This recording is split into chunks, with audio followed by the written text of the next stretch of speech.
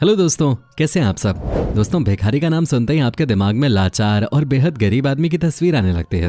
एक ऐसा आदमी जिसके पास ना तो खाने के लिए पैसे हैं और नहीं पहनने के लिए ढंग के कपड़े हैं। पर दोस्तों, क्या हो अगर मैं आपको बोलूं कि एक ऐसा भी भिखारी है जिसकी महीने की कमाई कई बड़े इंजीनियर्स और डॉक्टर्स से भी ज्यादा है।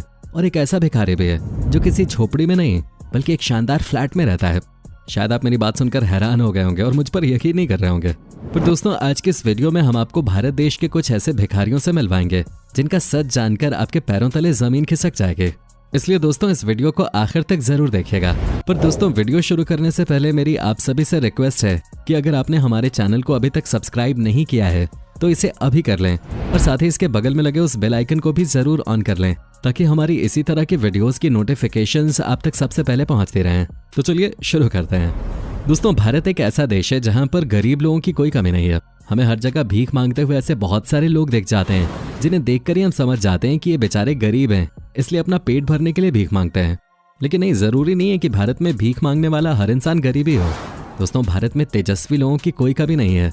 कितने तेजस्वी लोग हैं हमारे पास, कितने शानदार विचार और ऐसे ही कुछ तेजस्वी लोगों के बारे में आज आप इस वीडियो में जानने वाले हैं। आज आप भारत के कुछ ऐसे करोड़पति भिखारियों के बारे में जानेंगे जिनकी संपत्ति के बारे में जानकर आप हैरान रह जाएंगे। और ये संपत्ति उन्होंने सिर्फ भीख मांगकर ही जमा की है। सबसे पहले बात करते हैं भरत जैन परेल के। इनके बारे में कुछ भी बताने से पहले हम आपको बताना चाहेंगे कि भारत के नंबर 1 अमीर भिखारी हैं। जी हाँ दोस्तों, आपको सुनकर आश्चर्य होगा कि भरत जैन के पास 2 फ्लैट हैं जिनकी कीमत 70 लाख है। मुंबई के परेल इलाके में रहने वाले भरत जैन के पास पैसों की कोई कमी नहीं है और उन्होंने ये सारा पैसा मुंबई के कई इलाकों में भीख मांगकर इकट्ठा किया है। इतना पैसा होने के बाद भी भरत जैन आपको मुंबई के परेल इलाके के अलावा और भी बहुत सारी जगहों पर भीख मांगते ही दिखेंगे। भरत जैन अपने इस भीख मांगने के धंधे से महीने के 7.5 लाख कमाते हैं। इतना पैसा शायद आप और मेरे जैसे लोग साल में भी नहीं कमा पाते होंगे। इनके बच्चे कॉन्वेंट स्कूल में पढ़ते हैं और ये भारत के सबसे अमीर भिखारी हैं। एक आदमी कपड़े बदलकर टेम्पो में बैठकर अपनी जगह पर भीख मांगने पहुंचता है। नहीं दोस्तों, ये किसी फिल्म का कोई सीन नहीं है बल्कि असल जिंदगी में भीख मांगकर करोड़ों रुपए कमा चुके मासू की कहानी है, जो कि फैशनेबल तरीके से भीख मांगते हैं। मासू साहब पहले फिल्म स्टूडियो में कपड़े बदलते हैं, वहां से ऑटो लेते हैं और ऑटो से अपनी भीख मांगने वाली जगह पे पहुंचते हैं। मासू भी परेल में ही भीख मांगते आपको नजर आएंगे। मासू के पास मुंबई जैसी जगह पे खुद का 1 कमरे का फ्लैट है। इसके अलावा उनके पास 30 लाख की अन्य संपत्ति भी है। भीख मांगने का काम करते हुए भी मासू अपने शौक को पीछे नहीं छोड़ते। मासू मुंबई में रहते हुए मुंबई के तरीके से ही भीख मांगते हैं और फैशन में ऑटो से भीख मांगने पहुंचते हैं। अब इन्हें देखकर तो दोस्तों यही कहा जा सकता है कि मासू का भीख मांगने का अपना ही एक अंदाज है। अब दोस्तों, बात करते हैं कोलकाता की रहने वाली लक्ष्मी की। लक्ष्मी जब 16 साल की थी तब से ही भीख मांग रही है। लक्ष्मी को हिंदुस्तान में सबसे अमीर भिखारियों में दूसरे नंबर पर रखा गया है। और ऐसा क्यों, वो तो आप इनकी महीने की कमाई से ही अंदाजा लगा सकते हैं। लक्ष्मी जब 16 साल की थी तब से भीख मांग रही है। उन्होंने 50 साल से ज्यादा भीख मांगने में बिताए हैं। लक्ष्मी के पास अच्छा खासा बैंक बैलेंस है और उनकी महीने की कमाई 30,000 के आसपास है। आज लक्ष्मी लाखों की मालकिन है, लेकिन फिर भी आपको भीख मांगते हुए नजर आएंगे। और ऐसा हो भी क्यों ना, यही तो उनका धंधा है और इसी से तो वो इतनी अमीर हुई हैं। भला इस धंधे को वो कैसे छोड़ सकते हैं। अब बात करते हैं पप्पू कुमार के। पटना के रहने वाले पप्पू कुमार भी भीख मांगकर अच्छे खासे रईस बन चुके हैं। पप्पू बिहार के हैं और उनका बैंक बैलेंस 1 करोड़ से भी ऊपर है।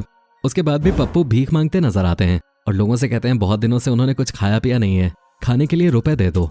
अक्सर लोग पप्पू की इस हालत को देखकर उन्हें पैसे भीख में दे देते हैं, लेकिन लोग नहीं जानते कि पप्पू करोड़पति हैं और उनके बच्चे भी कॉन्वेंट स्कूल में पढ़ते हैं। अब दोस्तों, एक भिखारी कॉन्वेंट स्कूल की फीस भर रहा है, इससे बड़ी बात और क्या हो सकती है। दोस्तों, हम में से ऐसे बहुत से लोग होंगे जो कि बड़ी बड़ी कंपनियों में नौकरी करते हैं, सुबह से लेकर शाम तक काम में लगे रहते हैं और बॉस के ताने अलग सुनते हैं। उसके बाद भी जब महीने के अंत में हमारे हाथों में सैलरी आती है तो वो न के बराबर होती है, जिससे कि हमारा महीने का खर्च ही मुश्किल से निकल पाता है।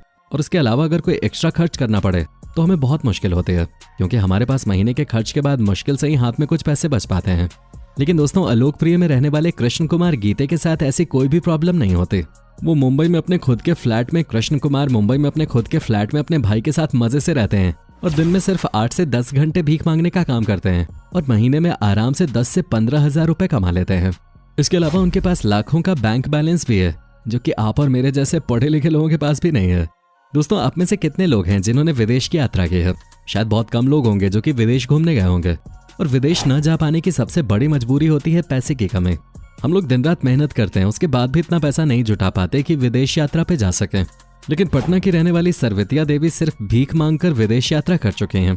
ये बात सुनकर आप में से बहुत से लोग आश्चर्यचकित हो गए होंगे, लेकिन हम आपको बता दें पटना की रहने वाली ये देवी जी सालाना 36,000 का सिर्फ LIC प्रीमियम भरते हैं। इतना ही नहीं, अपनी भीख की आमदनी से ये अपनी बेटी की शादी भी कर चुके हैं और इनके पास अपना खुद का घर भी है। सरवित्या देवी सिर्फ भीख मांगकर इतने पैसे जमा कर चुकी हैं कि विदेश यात्रा भी कर चुकी हैं। इसके साथ साथ उन्होंने 7 तीर्थ स्थानों पर भी भ्रमण किया है। वैसे दोस्तों, आप में से कितने लोग हैं जो किन्हीं 2 या 3 तीर्थ स्थानों पर घूम चुके हो? कमेंट में जरूर बताएं। दोस्तों, हम लोग बहुत अच्छे से जानते हैं कि खुद का घर बनाने में किस तरह से पसीने छूट जाते हैं। बहुत से लोग ऐसे भी होंगे जो कि अच्छी प्राइवेट या गवर्नमेंट जॉब करते होंगे, लेकिन उसके बाद भी घर बनाने के लिए उन्हें लोन लेना पड़ता है। लेकिन मुंबई के रहने वाले हाजी, जिनकी आमदनी प्रतिदिन 2,000 रुपए की है, उनके पास खुद का घर है। हाजी मुंबई में भीख मांगते हैं और भीख मांगकर उन्होंने इतना पैसा जमा कर लिया है कि एक घर बनाने के साथ साथ बाकी 15 लाख रुपए तक के प्लॉट भी उनके पास हैं। इतना ही नहीं, हाजी का खुद का जरी का कारखाना भी है, जहां पर उनके अंडर में 15 लोग काम करते हैं। मतलब सोचने वाली बात यह है कि एक भिखारी कारखाना भी चलाता है और उसके अंडर में लोग भी काम करते हैं। हालांकि उनका परिवार उन्हें भीख मांगने के लिए मना करता है, लेकिन हाजी नहीं मानते और रोज भीख मांगने निकल जाते हैं। तो दोस्तों, ये थे भारत के करोड़पति भिखारी, जो कि सिर्फ एक दिन में 8 से 10 घंटे की भीख मांगकर करोड़पति बन बैठे हैं। इनके बारे में सुनकर मुझे ऐसा लग रहा है कि सारा काम धंधा छोड़ के भीख मांगने में ही लग जाना चाहिए, क्योंकि जितना पैसा हम महीनों नौकरी करके नहीं कमा पा रहे हैं, ये लोग सिर्फ भीख मांग कर कमा रहे हैं। बंगला, गाड़ी, अच्छा खाना, कपड़े और बच्चों को बड़े स्कूलों में पढ़ाने के लिए इन लोगों के पास कितना पैसा है। हालांकि भीख मांगना भी एक तरह का टैलेंट ही है, जो कि सबके पास नहीं होता। इसीलिए तो ये कुछ लोग ही करोड़पति हैं और हम जैसे पढ़े लिखे लोग नौकरी के लिए भटक रहे हैं। वैसे दोस्तों, ऐसे कुछ फर्जी भिखारियों की वजह से असली भिखारी, जिन्हें सच में पैसों की जरूरत होती है, लोग उन्हें भी पैसे नहीं देते और नहीं उनकी मदद करते हैं। दोस्तों, इस वीडियो को बनाने का मकसद हमारा ये नहीं था कि आप किसी भिखारी या जरूरतमंद की मदद न करें, बल्कि आइडिया था आपको ऐसे झूठे लोगों से सचेत करना जो खुद मेहनत नहीं करना चाहते और दूसरों के पैसों पे ही अपनी पूरी जिंदगी जीना चाहते हैं।